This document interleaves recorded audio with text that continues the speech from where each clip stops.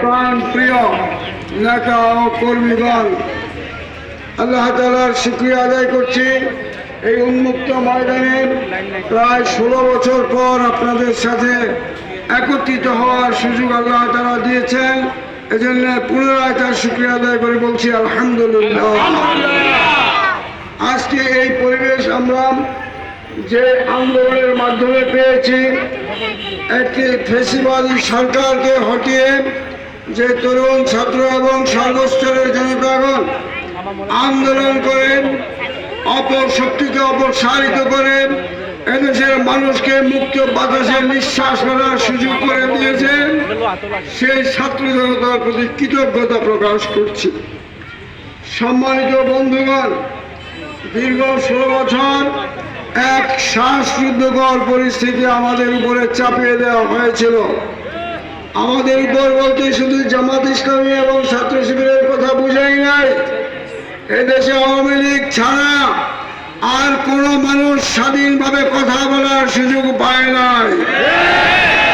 চোখের সামনে অন্যায় দেখেছে, হত্যাকাণ্ড দেখেছে, নির্যাতন দেখেছে, লুট দেখেছে, খুন দেখেছে, গুম দেখেছে, কিন্তু কথা লুট করা হচ্ছে, গুম হচ্ছে, খুন হচ্ছে, এই কথাগুলো আওয়াজ দিয়ে বলার সুযোগ পায় নাই।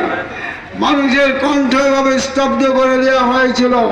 শত শত সাংবাদিককে হত্যা করা হয়েছে।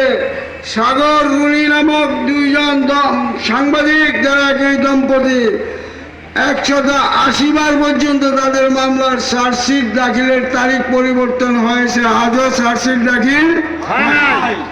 এদেশের সংবিধানকে ইচ্ছা মতো কাটা ছিঁড়া করে হাসিনাকে কেয়ামত পর্যন্ত ক্ষমতায় রাখার অপচেষ্টা করা হয়েছে। পুলিশ বাহিনীকে দলীয় লাঠিয়াল হিসেবে ব্যবহার এমনভাবে করা হয়েছে, আজ পুলিশ বাহিনী পর্যুদস্ত হয়ে পড়েছে, ভঙ্গুর হয়ে পড়েছে, থানাগুলো এখনো সচল হয় নাই। এদেশের মানুষের জান মাল ইজ্জত আবরু সব কিছুকে বিধ্বস্ত করে এমন ভাবে তলাবিহীন একটি ঝুড়ি এখানে রেখে যাওয়া হয়েছে বাংলাদেশকে। আজকে এই দেশের স্বাধীনতা সার্বভৌমত্বকে তারা হুমকির মুখে ফেলে দিয়েছিল। এই দেশটিকে ভারতের কররাজ্য বানানোর জন্য যা যা করা দরকার ছিল তাই তারা করেছে। এই অবস্থা থেকে একটি গণ বিপ্লবের মাধ্যমে, ছাত্র জনতার আন্দোলনের মাধ্যমে